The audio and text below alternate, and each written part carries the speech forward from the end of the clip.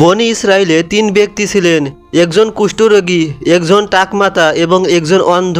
আল্লাহ তাদের পরীক্ষা করতে এক ফেরেশতা পাঠান মানুষের রূপ ধরে। প্রথমে ফেরেশতা কুষ্ঠরোগীর কাছে যান। তিনি সুস্থ ত্বক ও সুন্দর রং চাইলে ফেরেশতা তার গায়ে হাত বুলিয়ে দেন। সে সুস্থ হয়ে যায় এবং তাকে একটি গর্ভবতী উট দেওয়া হয়। তারপর ফেরেশতা টাকমাতার কাছে যান। তিনি চুল চাইলে ফেরেশতা মাথায় হাত বুলান। সে চুল পায় এবং একটি গর্ভবতী গাভী পায়। সবশেষে অন্ধ ব্যক্তি দৃষ্টিশক্তি ফিরে পাওয়ার কামনা করলে ফেরেশতা তার চোখে হাত বুলিয়ে দেন। তার দৃষ্টি ফিরে আসে এবং সে একটি গর্ভবতী ছাগল পায়।